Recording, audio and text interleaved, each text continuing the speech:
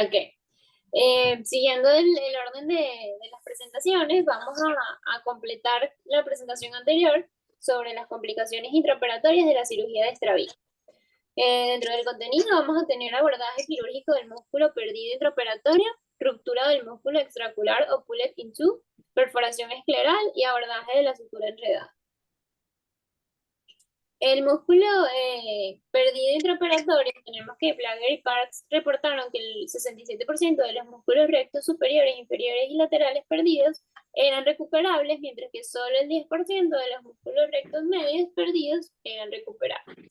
Y podemos ver en el esquema el desplazamiento del músculo recto medio a nivel ya de la órbita.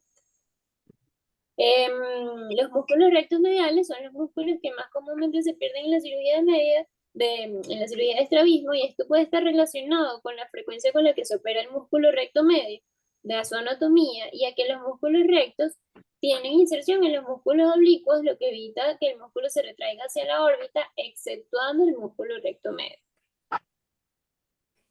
Entonces, ¿cuál va a ser la técnica para encontrar si nos vemos implicadas en este caso de que se pierde el músculo recto medio? En el momento tratar de encontrarlo, tener a la ayuda de un cirujano experimentado, utilizar los retractores adecuados para tener la mejor exposición posible y control de la hemostasia para poder tener una mejor visualización del campo. Y también indican que se puede utilizar el reflejo osculocardíaco para ir tratando de ayudar qué estructura puede ser el músculo. Primero, retracción del colgajo escleral conjuntival y la cápsula de Tenon anteriormente para exponer la superficie global de la cápsula de Tenon, y tenemos que esa superficie de la cápsula de Tenon se inspecciona visualmente y se manipula delicadamente con las pinzas con dientes en un intento de localizar la cápsula como tal del músculo que pasa a través de la Tenon. Como tercer paso, un error común es intentar localizar el músculo perdido a lo largo de la superficie del globo ocular.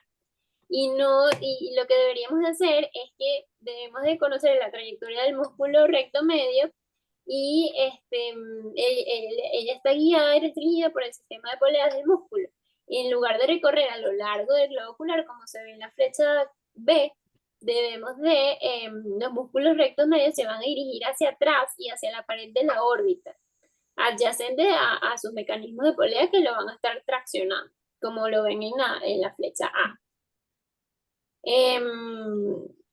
Si fracasamos en ese momento, hay otras técnicas que se han estudiado, como, bueno, más adelante les voy a mencionar, pero se puede suturar los ligamentos de control hacia la inserción muscular original, evaluar la posibilidad de realizar la transposición, un cirujano experimentado va a hacer una exploración, y también están indicadas tanto imágenes de resonancia magnética como de tomografía. Aquí podemos ver una tomografía, un corte axial, el que está superior, y un corte que aquí podemos ver el músculo recto medio, que vemos que en el ojo izquierdo sí está insertado, pero en el ojo derecho no. ¿Ok? Mientras que en la imagen, en el corte, también en este corte coronal, sí se puede evidenciar que también falta la presencia del músculo en el ojo derecho. Aquí vemos... Disculpa, yo lo que veo en esta imagen, la de arriba, es que el recto medio está súper atrás. Míralo dónde está. Cerquita casi que del nervio óptico.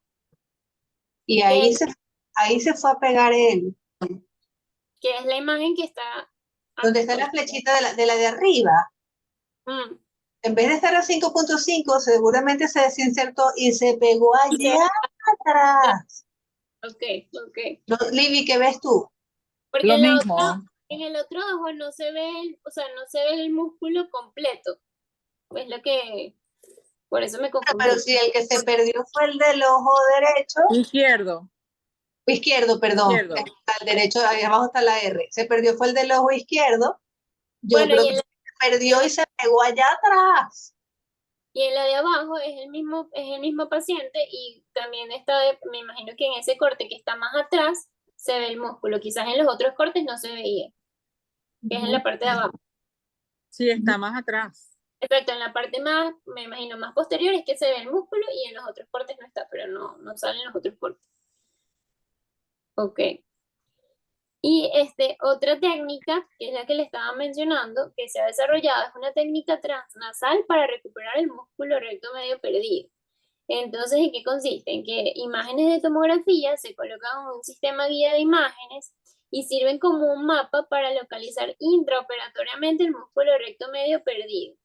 Mediante un abordaje endoscópico nasal, se va a exponer o se va a buscar lo que es la lámina papirácea y en el área de la lámina más cercana al recto medio perdido se identificó mediante una sonda guía y después de exponer a la periórbita se utiliza una sonda para confirmar la ubicación del músculo recto medio y luego de aislar ese músculo por vía transnasal se pasa hacia la órbita y así se localizaría el recto medio, que lo podemos ver aquí en esta imagen, como el recto medio está desplazado dentro de la órbita.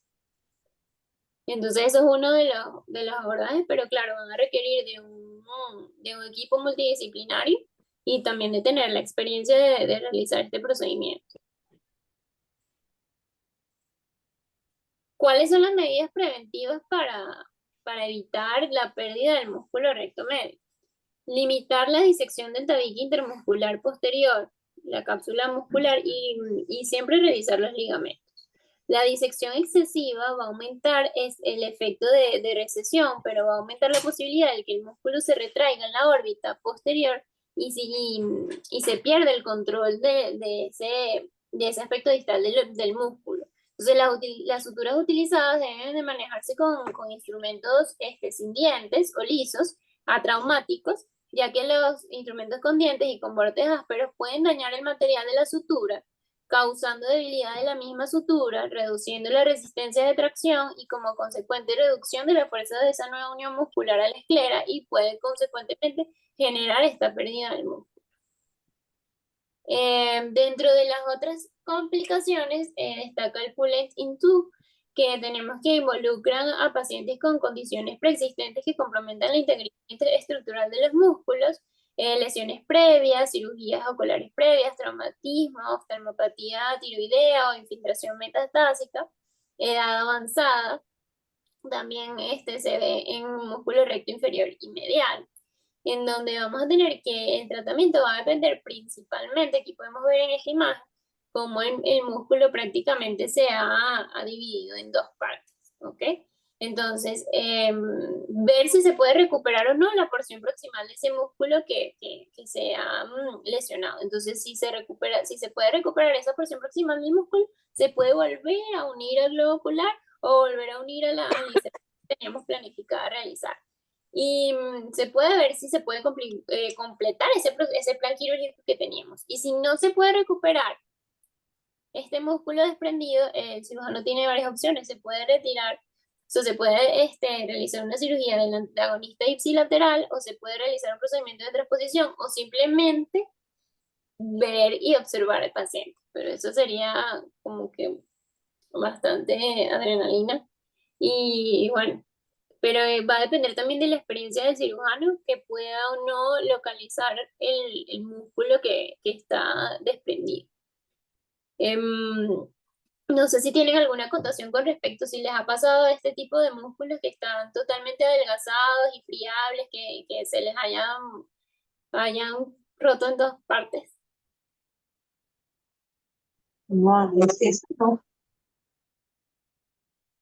como en esta imagen, que se ve que el músculo prácticamente es una membranita. Oh, a mí no. Bueno. Otra de las complicaciones más temidas es la perforación escleral. Entonces es la complicación más grave y menos frecuente de la cirugía de estrabismo, reportada en un 0.13% a 1% de los casos. Entonces la perforación escleral es el paso, se produce por el paso de la aguja de la sutura a través de la esclera desde un punto muy profundo de forma inadvertida. Entonces, la perforación, ¿cuáles son los factores de riesgo de que hagas una perforación escleral? Miopía alta, esclera adelgazada, cicatrices o hemorragias por reintervenciones, colocación de suturas de fijación posterior, muy posteriores. Entonces, ¿cuáles van a ser las estrategias para prevenir la perforación escleral? Siempre vista ampliada del campo quirúrgico, incisiones pequeñas, problemas grandes. Entonces tenemos que una aguja espatulada de la sutura, siempre para evitar esa perforación de la esclera. Visualizar siempre la punta de la aguja en el momento de hacer la inserción escleral. Evitar las suturas en áreas con algosamiento escleral, procedimientos de suspensión que no implican sutura escleral directa en áreas más delgadas donde se realiza un acceso difícil, como por ejemplo cuando hacemos la sutura flotante, es una opción. ¿Cómo va a ser el diagnóstico de la perforación escleral? Entonces se debe de realizar un examen del fondo de ojo cuando hay una posible perforación escleral para identificar posibles lesiones en retina o en vitrio que pueden requerir el tratamiento adicional. Pero dentro de la cirugía, ¿qué vamos a hacer? ¿Cómo va a ser el manejo de esa perforación escleral? Lo primero que debemos de hacer, en el caso de realizar un punto profundo y darnos cuenta de que el punto está muy profundo, la recomendación es dejarlo como está. Y luego realizar la valoración y la referencia retina y la valoración del fondo de ojo, o en el mismo momento intraoperatorio. Segundo paso, si en el caso de que hayas pasado el punto y lo retiraste, utilizar siempre la esponja de Wets para verificar si hay salida de vitrio o no hay salida de vitrio. Y con la tijera de vanas cortar esas bandas vítreas si las hay. Además, ¿qué otras opciones tenemos? Realizar una retinopexia con láser, ¿cuándo va a estar indicada? Si se observa un desgarro retiniano grande o un pequeño desgarro de retina en un paciente con alto riesgo de desprendimiento de retina. ¿Y cuándo no hacer la retinopexia con láser? ¿O cuándo no está indicado? Puede no ser necesario en el caso de un niño que no tenga otros tipos de comorbilidades, con un vitrio bien formado, con bajo riesgo, que tenga bajo riesgo de desprendimiento de retina, y también está indicada la crioterapia a nivel, claro, tienes que tener también la disposición de todas estas terapias, tenerlas a la mano y también de forma intraoperatoria para poder realizarlo de forma inmediata. Y la mayoría de los casos se resuelven sin tratamiento. También que debemos de tener cuidado, la presencia de infecciones, hemorragias significativas, desprendimientos de retina pueden requerir vitrectomías u otras cirugías secundarias, administración de antibióticos subconjuntivales tópicos, orales o intravenosos. ¿Y cuál va a ser el pronóstico de una perforación escleral? Entonces, una perforación escleral generalmente no va a crear un gran problema porque es una lesión, una perforación puntiforme. Entonces, va a generar una cicatriz corioretiniana. Entonces, en algunos casos sí puede desencadenar endoftalmitis, hemorragia vitrea y desprendimiento de retina, individualizando el paciente que tenga riesgos de hacer. Otra de las complicaciones es la hemorragia supracoroidea, en donde cuáles van a ser los signos: incrementos de la presión intraocular, pérdida del reflejo rojo pupilar, aplanamiento de la cámara anterior con desplazamiento anterior del complejo iris cristaliniano o del cristalino y prolapso vítreo. ¿Cuáles van a ser los factores de riesgo de esta hemorragia supracoroidea? La edad avanzada, los factores de riesgo cardiovascular, la historia de glaucoma de larga duración, afaquia o pseudofaquia y alta miopía. ¿Cómo va a ser su manejo? En el caso de una herida grande se debe de cerrar o hacer control de daños de esa herida.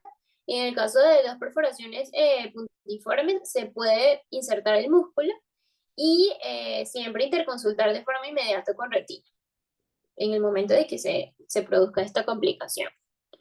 Dentro de las otras complicaciones intraoperatorias que podemos tener va a ser lo que es la sutura enredada. Entonces, tenemos que, si la cara anterior del músculo tiene demasiada tenor residual, la visualización del tendón va a ser muy complicada y además la sutura se puede enredar en torno al ateno. Las suturas pueden ser colocadas por error a través del ateno sin asegurar el tendón del músculo como tal. Entonces, cuando se extrae el músculo, se va a deslizar hacia atrás y el cirujano, sin saberlo, va a fijar el ateno a la esclera y no el músculo. Entonces va a producir un bloqueo general del músculo deslizado, causando una sobrecorrección postoperatoria para recesiones o subcorrecciones para resecciones. ¿Cuáles van a ser las recomendaciones? Siempre humedecer la sutura. Si el punto queda flojo, debemos de intentar desatarlo y volverlo a realizar. Si no es posible desatar el nudo, volver a anudar hasta ajustar el punto. Y para con el fin de evitar esta cicatriz estirada o este músculo deslizado.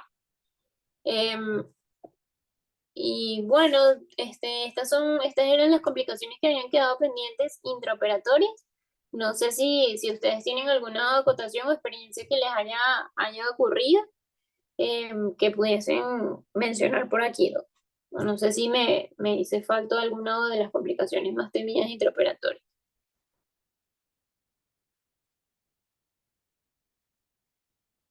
A ver, mira, hace poquito hubo una complicación allá en el hospital o sea, el músculo ya estaba fijo, pero en un mal movimiento del ayudante como que arrancó el punto que estaba fijo y se desgarró la esclera y hubo una burbujita de vidrio. Eso Eh, fue que ahorita, este año. sí, sí, sí. Okay. Entonces, pues ahí tienes que más bien, o sea, tienes que cerrar la esclera, agarrar otro punto, de preferencia con Vicryl, ¿ok? Porque cuando, por ejemplo, hacen los agujeritos para poner los troques en retina, si quedó muy abierto, puede cerrar con nylon, pero queda como con más tensión y hace mejor cicatriz si cierras con Vicryl. Y de repente no puedes hacerlo el mismo día, pero después puedes hacerle un fondo de ojo y ver cómo está la esclera. Perdón, cómo está la retina. Pero el Y momento del control de daño y eso sí, en el sí. momento tú, o sea, quitar el vitrio, ¿ok? Ajá. Cerrar tu huequito, si tienes el Vicryl a la mano, lo cierras con Vicryl, bien cerradito, que no quede nada de vitrio y volver a fijar tu músculo con mucho cuidado.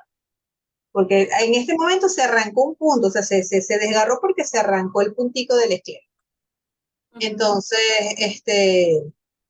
pues bueno, y después, si no puedes hacerlo ahí mismo porque no tienes el indirecto, porque no vas a hacer nada, pues inmediatamente, lo antes posible, verle esa retina. Y si tú ves una rayita blanca, yo prefiero ponerle unos disparitos de láser alrededor y te quedas tranquilo. Bueno, a nosotros nos había pasado con la doctora Livia, fue con una sutura que era como cardiovascular. Entonces la Ah, sutura no era totalmente curva claro. y, y nos costó hacer el punto y bueno, ahí mismo le hicimos el fondo de ojalá.